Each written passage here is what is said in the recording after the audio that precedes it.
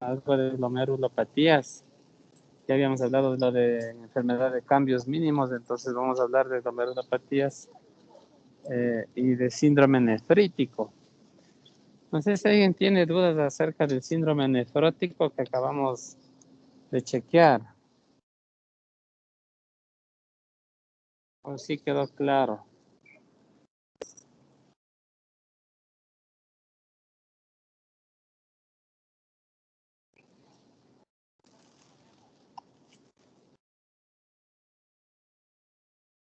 Creo que quedó claro lo del síndrome nefrótico, ¿no?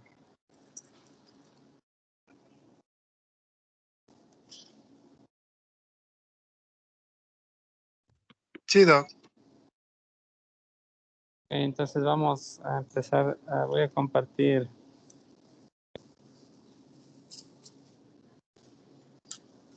el point.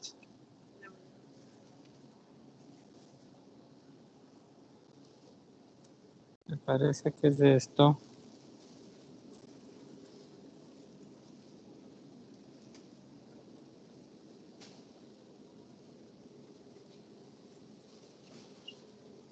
¿Sí están viendo la presentación? Sí, Doc. Sí, Doc, Ahí sí mejor. está. Enfermedades neurales, sí. Ahí mejor, ¿no es cierto? Ya. Bueno, cuando hablamos de síndrome nefrítico también tenemos que volver a recordar cosas del riñón que ya no vamos a recordar ahora, ¿no es cierto? De las funciones del riñón que ustedes ya saben muy bien. Lo que es importante recalcar es que dentro de la función excretora y reguladora, el riñón necesita mantener en equilibrio tanto la filtración del plasma y si es que algo se pasa en esa filtración, entonces controlarla o equilibrarla con la reabsorción y secreción tubular. Ahí es donde va el proceso de difusión, ¿no es cierto? Entonces en esa reabsorción y secreción tubular, si es que llegan a filtrarse proteínas o sangre en la orina, en el filtrado, esa tiene que ser reabsorbidas por el glomérulo a nivel, los túbulos, perdón, para poder mantener ese equilibrio y que no se pierdan, ¿sí? Entonces, ya ustedes saben que la filtración es un proceso rápido, es poco selectivo, así que si se pasó algo, el túbulo es encargado de reabsorber y de corregir. Y nosotros ya habíamos visto que en cada segmento tubular pueden haber diferentes procesos, ¿no? Que le permiten a la orina dar esas características específicas para su eliminación. Acá. Este grafiquito nosotros ya habíamos visto que tienen a la derecha, en donde ustedes pueden ver pues el esquema de la barrera de filtración glomerular con esas células.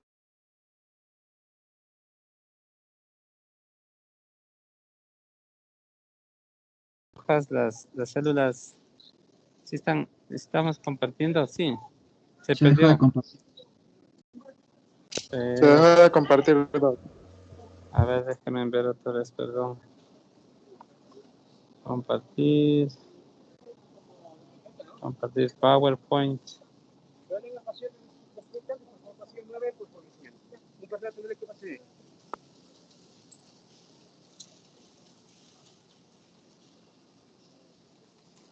Ya, aquí está. Les decía que tenemos ahí en ese grafiquito también las células tomates, que son las células endoteliales fenestradas, y esas pilares, plomos, son las células epiteliales o los podocitos, y lo que divide las endoteliales de los epiteliales es la membrana basal glomerular, ¿cierto? Eso está muy claro. La membrana basal glomerular pues contiene el colágeno tipo 4 y hay muchas enfermedades que generan anticuerpos contra, o sea, le identifican ese colágeno tipo 4 como antígeno y atacan, se equivocan y forman enfermedades autoinmunes. También hay proteoglicanos, hay fibronectina y hay glucoproteínas, ¿sí? Y los podocitos del epitelio visceral, acuérdense que están unidos por esa malla verde que les había indicado que está en el gráfico de más abajo, que es la nefrina y la podocina. Y la nefrina también está involucrada en enfermedades autoinmunes, en las que la alteración de estas provoca alteración de la barrera de filtración glomerular y el paso de proteínas, ¿sí? Entonces, cualquier alteración, ya ustedes saben que afecte la permeabilidad de estas células o de estas membranas, van a provocar síndromes. Dadas estas características, cualquier alteración, como les dije, determina un trastorno en el filtrado y entonces aparecerá en la orina proteínas plasmáticas y células sanguíneas, o sea, glóbulos rojos, es decir, hematuria y proteinuria. Entonces, en un examen de orina, la presencia de proteinuria o hematuria indica una alteración glomerular, una enfermedad glomerular. La patogenia va a depender.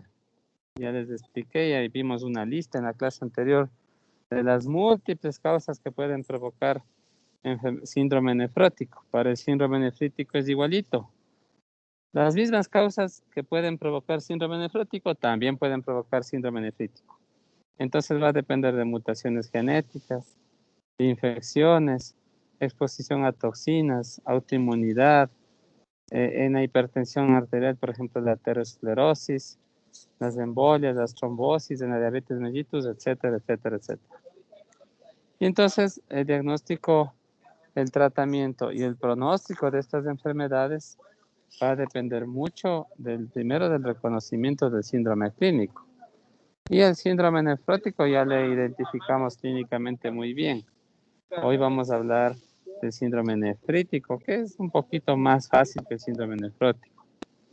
Pero además de reconocer el síndrome clínico, también tenemos que definir el patrón morfológico, es decir, hacer una biopsia renal para ver las características histopatológicas de ese glomérulo y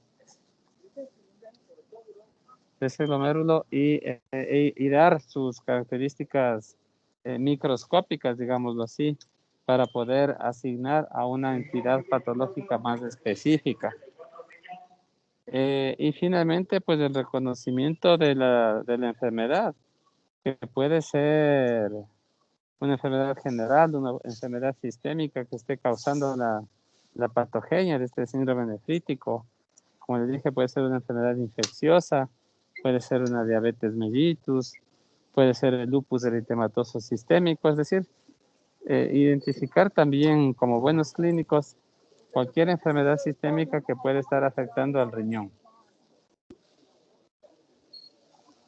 Dentro de la nomenclatura o de la terminología también es importante aclarar, ¿no? Cuando hablamos de glomerulonefritis, estamos hablando de un proceso inflamatorio del glomérulo, ¿sí? No necesariamente la glomerulonefritis es síndrome nefrítico, no necesariamente. La glomerulonefritis puede también provocar síndrome nefrótico. Lo único que estamos diciendo al decir glomerulonefritis es que el glomérulo está inflamado, ¿sí?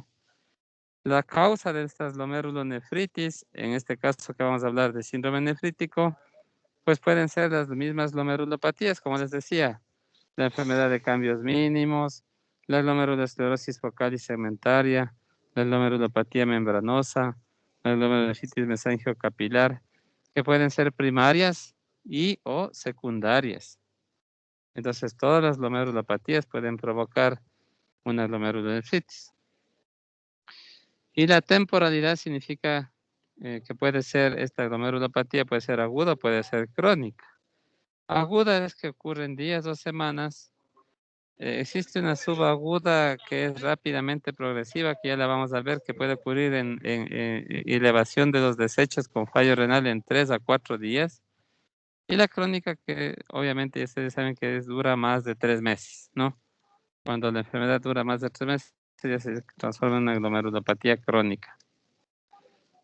Las glomerulopatías o enfermedades glomerulares pueden también ser segmentarias o globales, es decir, que pueden afectar a una partecita del glomérulo, como en la glomerulosclerosis focal o segmentaria, o pueden afectar a todo el glomérulo, como en las glomerulopatías membranosas difusas, ¿sí? Pueden ser proliferativas, es decir, que exista mucha proliferación de células de la enfermedad y eso nos vamos a dar cuenta con el resultado de la biopsia renal.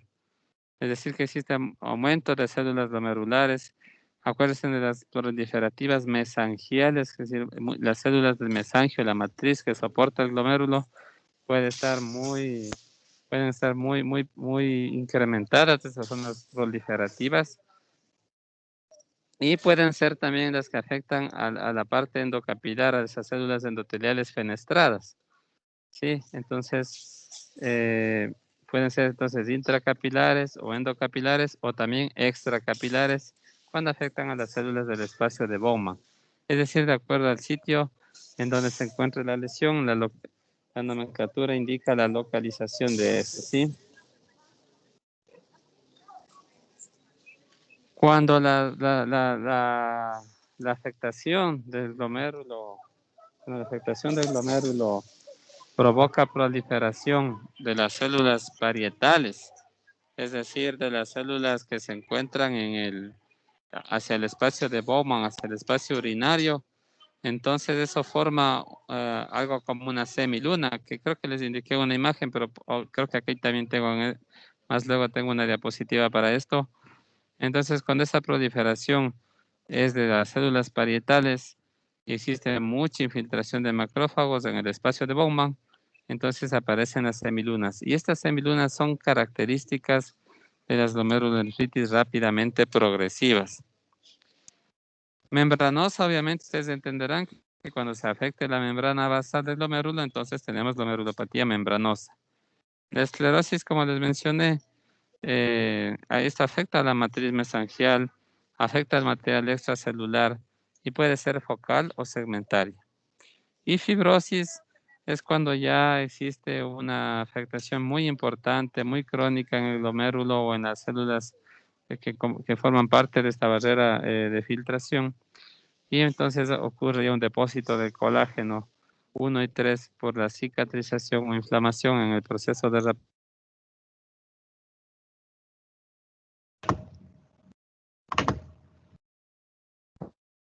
en todo el...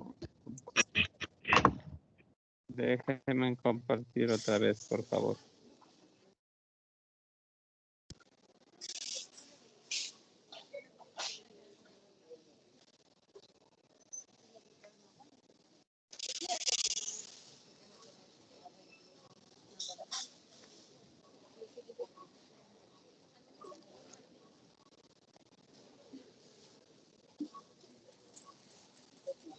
Muy bien. Entonces, ¿qué manifestaciones tenemos de las enfermedades glomerulares? ¿No es cierto? La proteinuria. Normalmente, ahora el valor de proteinuria en orina de 24 horas, el valor normal es 140 miligramos al día. ¿Sí? Antes era 150, ahora es 140. Entonces, todo lo que se filtre más de 140 ya es patológico. ¿Sí? En orina de 24 horas. Y estas proteínas filtradas, pues el 60% va a ser albúmina y un 40% es la proteína de Tans-Horsfall que hablábamos el otro día, que es la propia que se encuentra en la orina. ¿Sí? La presencia de proteinuria en la orina ya refleja un aumento de la permeabilidad glomerular. ¿Sí? Es decir, ya se afectó la membrana, la superficie de filtración glomerular. Y si a esto sumamos, por ejemplo, hematuria, entonces la hematuria glomerular pues, se caracteriza por la presencia de glóbulos rojos presentes en la orina y como tienden a acumularse o tienden a unirse o a pegarse, forman cilindros hemáticos. Usualmente estos glóbulos rojos cuando vienen desde el glomérulo son glóbulos rojos dismórficos, también se les denomina glóbulos rojos crenados, ¿sí? Son de color marrón y no forman coágulos. No forman coágulos porque los glóbulos rojos que provienen del glomérulo, como en el glomérulo existe uroquinasa, es un anticoagulante. Entonces no permite la formación de coágulos. Así que cuando ustedes vean pacientes con hematuria formando coágulos, o salen coágulos de orina, eso viene de la vejiga, viene de más abajo. Pero cuando la hematuria y no tiene formación de coágulos o no llega a coagular la sangre en la orina de ese paciente, significa que viene desde los glomérulos por la presencia de la uroquinasa.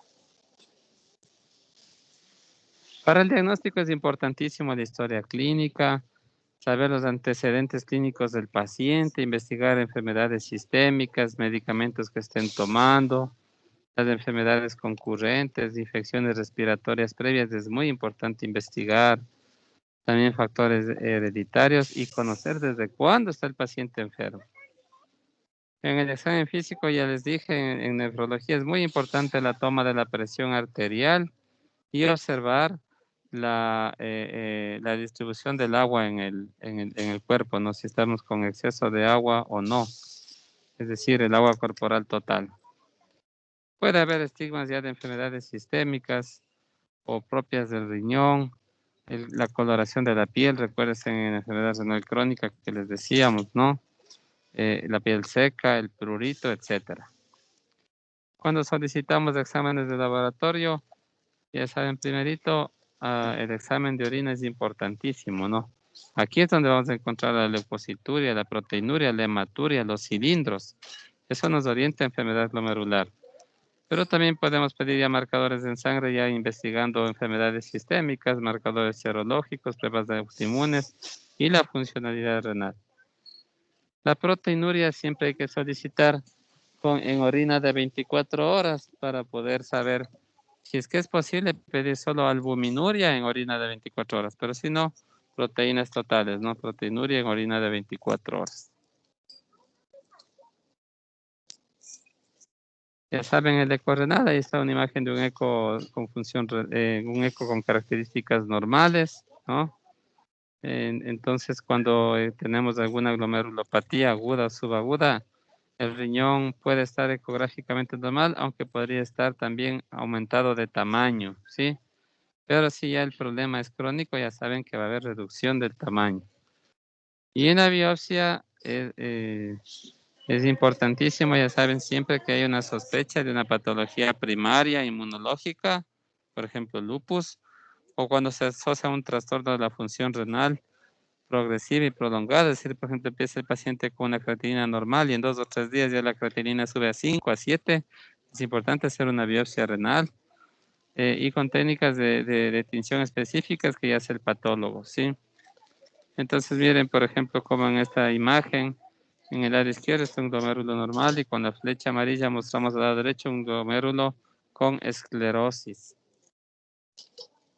En la inmunofluorescencia es importantísimo, les decía, detectar la presencia de complejos antígeno-anticuerpo o la presencia de anticuerpos IgG o IgM distribuidos sea en la membrana basal glomerular o en el mesangio y se tiñen de ese color. Miren, ustedes van a ver los riñones teñidos de ese color verde o amarillento, que eso ayuda a identificar o a detectar los depósitos inmunitarios. Finalmente se puede ocupar la microscopía electrónica, que les decía que en el país no existe, y que detecta ultraestructuralmente el depósito de complejos inmunes o nos ayuda mucho en la enfermedad de cambios mínimos, en donde a la microscopía de luz no se puede encontrar ninguna alteración a la vista.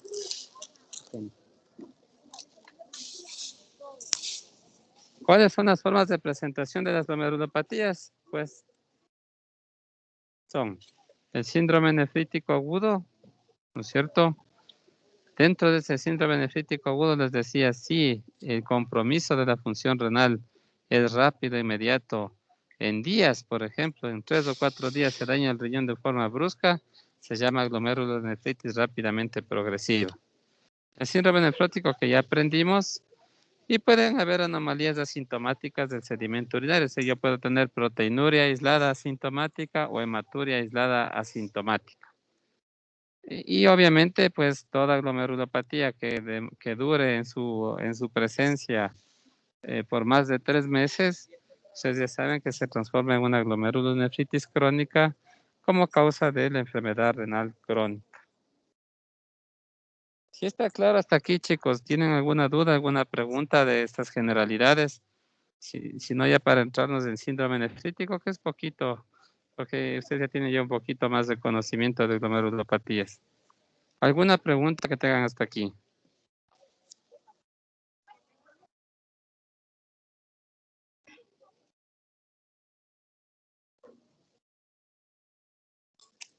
Creo que no, Doc. Está claro, ¿no es cierto?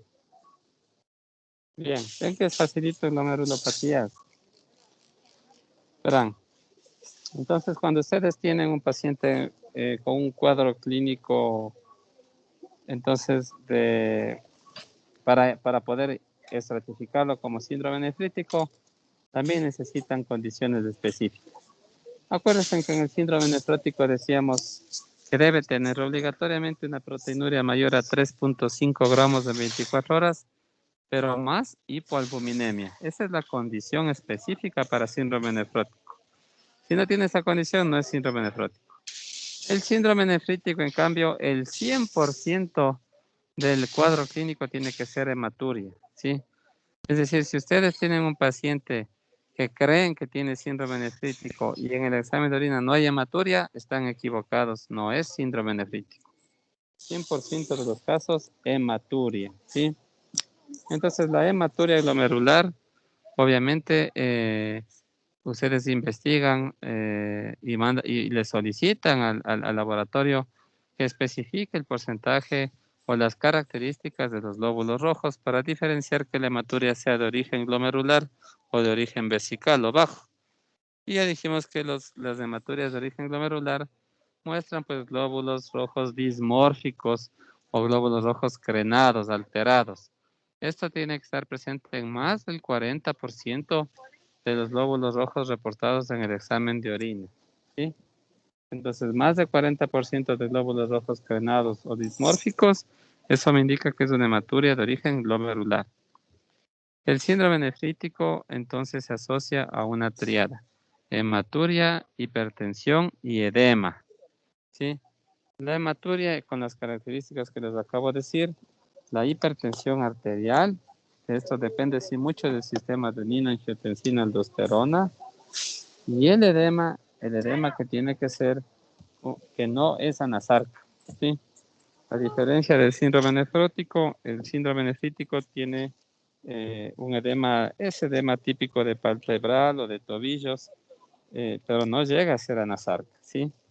Entonces, miren las diferencias con el síndrome nefrótico, ¿no? Obviamente el paciente podría presentar oliguria y compromiso de la función renal.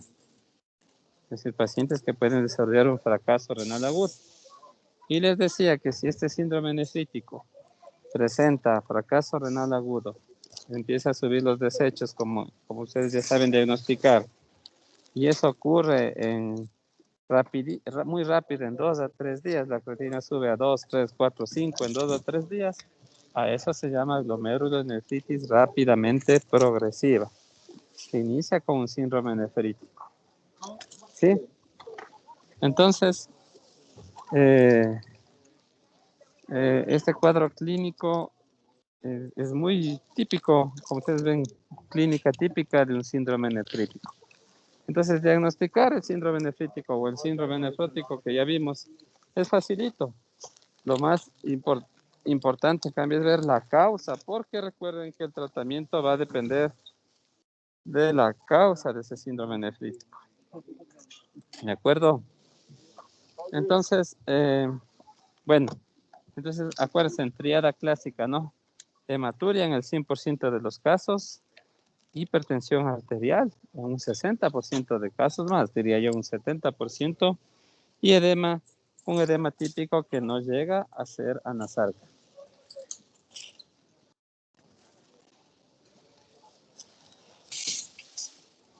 Cuando necesitamos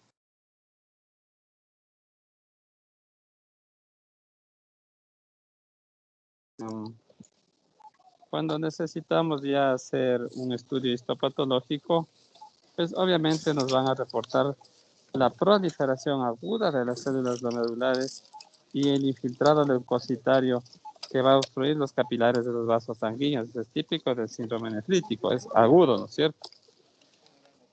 Y pues, como la membrana de filtración glomerular está alterada, la presencia de hematíes en la orina permite cambios hemodinámicos, podríamos decirlo así, que afecta la presión dentro del glomérulo y por lo tanto, al disminuir la presión intraglomerular, entonces despierta el sistema renina-angiotensina-aldosterona y produce la hipertensión arterial. Entonces, la hipertensión arterial es una consecuencia de la hematuria. Muchas de las patogenias de este síndrome nefrítico, pues inicia por la presencia de anticuerpos que activan el complemento. Les dijimos, es un proceso inflamatorio agudo. Y esto pues libera las citoquinas o agentes quimiotácticos y provoca el reclutamiento de neutrófilos y monocitos, muy similar a lo que ocurre en la insuficiencia renal aguda. Y de hecho así se desencadena la insuficiencia renal aguda del síndrome nefrítico. No siempre el síndrome nefrítico produce insuficiencia renal aguda, ojo, ¿no? Pero en un gran porcentaje sí puede ocurrir. Como ustedes ven, es un proceso inflamatorio agudo, ¿sí? Los neutrófilos entonces liberan ya las proteasas. Estos degradan la membrana basal glomerular y esto provoca la liberación de los radicales libres de oxígeno que producen daño celular. Esto contribuye a reducir la tasa de filtración glomerular y se genera la insuficiencia renal aguda.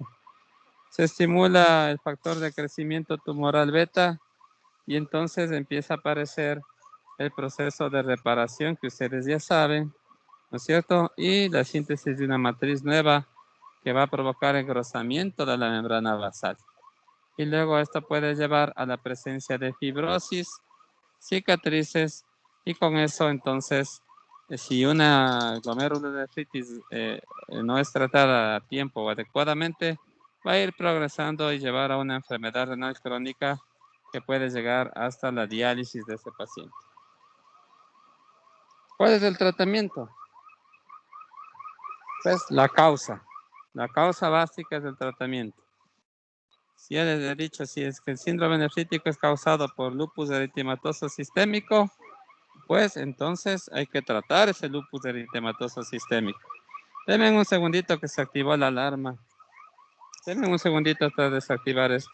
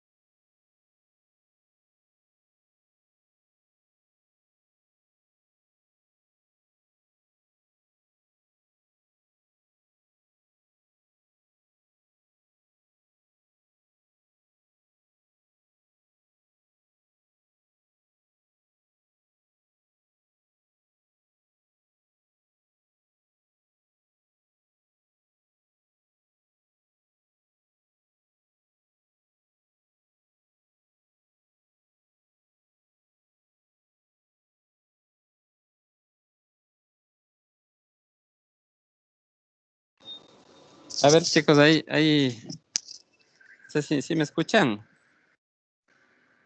Sí, doc. Ya, vamos al tratamiento, les decía, ¿no? Entonces, como toda enfermedad renal, la causa básica, sí. Por eso es importantísimo saber la causa. Ya les he dicho que si no saben la causa, pueden dar un tratamiento general, pero la causa es importantísima. Si no se trata la causa, nunca se va a arreglar la parte renal, ¿sí? Entonces, Primerito, tratar la causa. Segundo, medidas de sostén y de soporte, ¿no?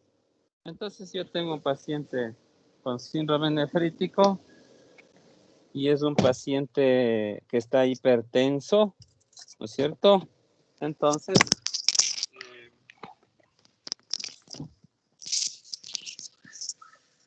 si es un paciente que está hipertenso, entonces tendré que utilizar antihipertensivos.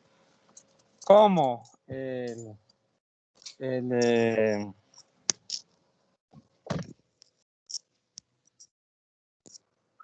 un paciente que está perdiendo proteínas en la orina.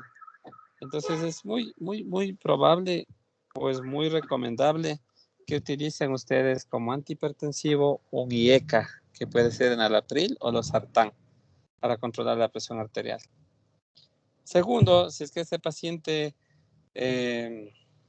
tiene oliguria o si es que está con edemas manifiestos, que ya les dije que tampoco llega a ser una anasarca, entonces tenemos que utilizar diuréticos y que además el diurético nos va a ayudar a controlar la presión arterial del paciente. Lo más recomendable es utilizar un diurético tiacídico, que puede ser la clortalidona o la hidroclorotiacida. Y si es que ya tiene compromiso de la función renal, ya saben que con tasas de filtración glomerular menores a 30 ml por minuto podemos utilizar furosemida, ¿sí?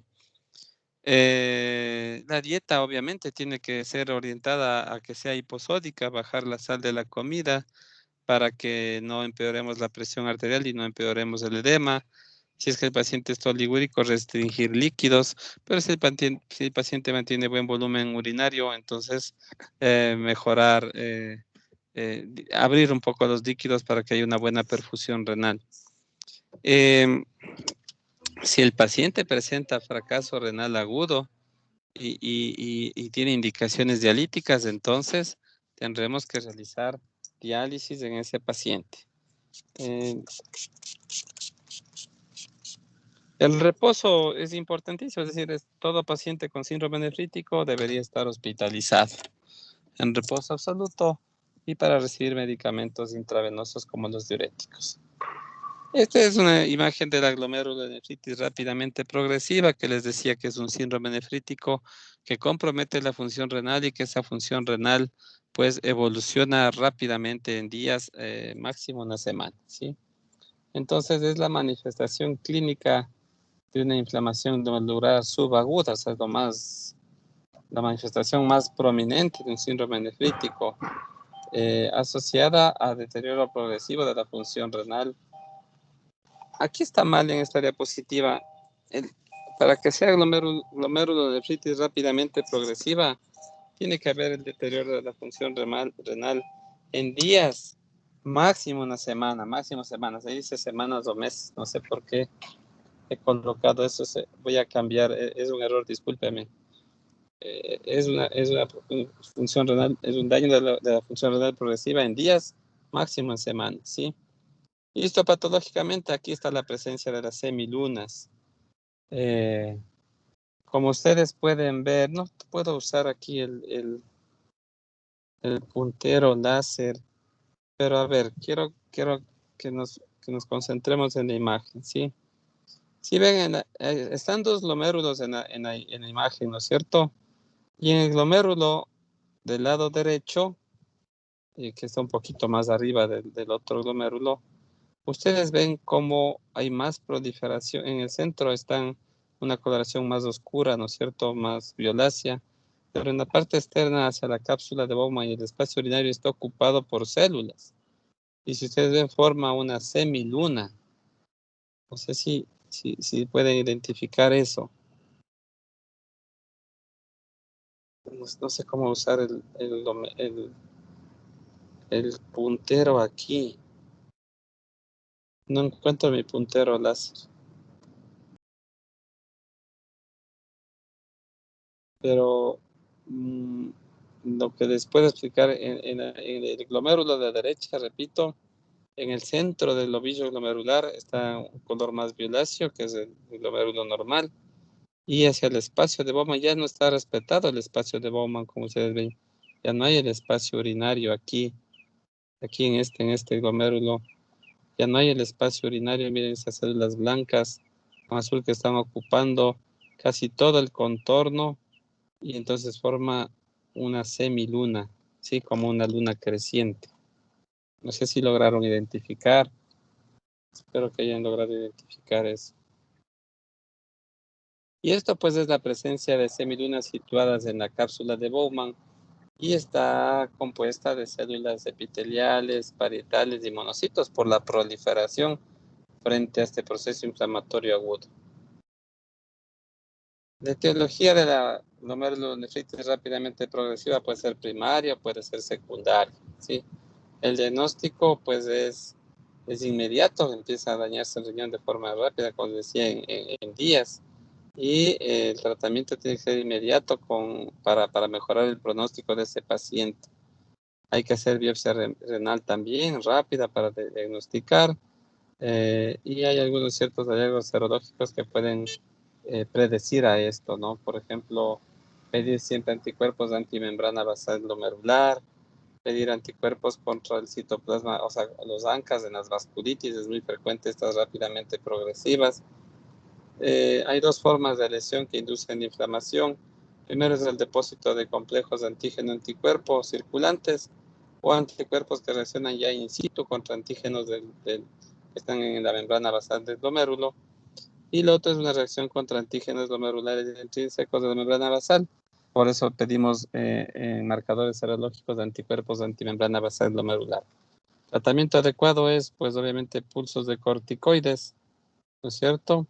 Y además podríamos ocupar inmunosupresores si la lesión es muy importante, es muy severa. Si es que no hay tratamiento, una respuesta adecuada al pulso de corticoides, entonces puede ser una buena opción la plasmaféresis, que va a retirar los anticuerpos circulantes de sangre para evitar que se sigan depositando en los glomérulos. Muy bien, chicos. No sé, esto ya es síndrome nefrótico que ya vimos en la clase anterior, que ustedes ya conocen. No sé si tienen alguna pregunta. No sé si... si estaban viendo la diapositiva, sí, ¿no? Sí, doc. Y ahora ya no puedo dejar de compartir.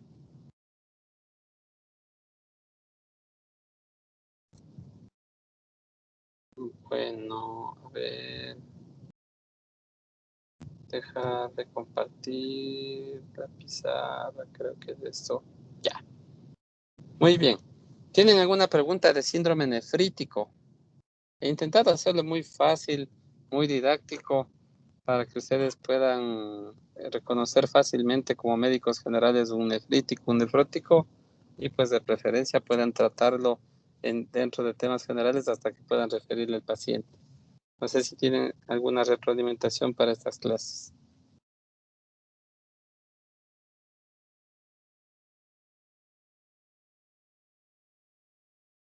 Erika, ¿alguna pregunta? No. ¿Sí está todo claro? Sí, doc. ¿Listos para el examen, Patterson?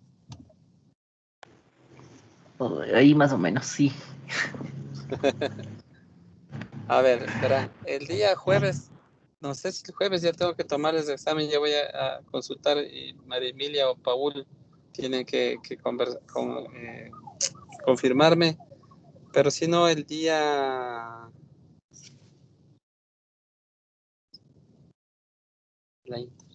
el día, el día jueves, estoy pensando en que yo podría darles la clase de urgencias dialíticas que hemos dado un poquito a poquito en cada una, pero les había dicho, ¿se acuerdan? Para enseñarles a manejar el edema agudo de pulmón, la hiperpotasemia, las urgencias dialíticas que ocurren y el manejo clínico de estas.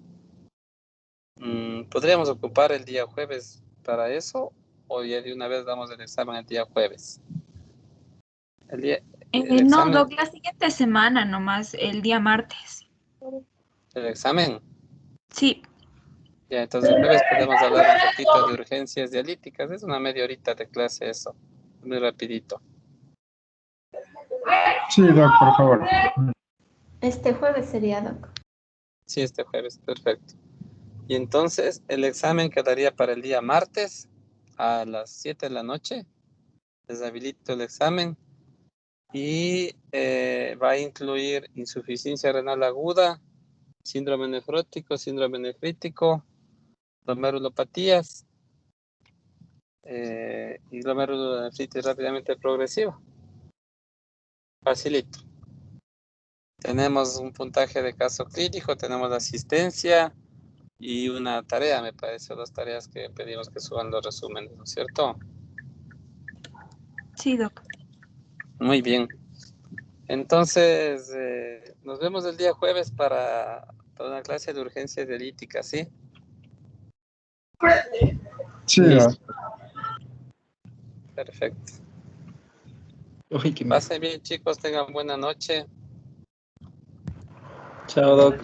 Doc. Muchas gracias, Doc, igualmente. Saludos. Hasta luego.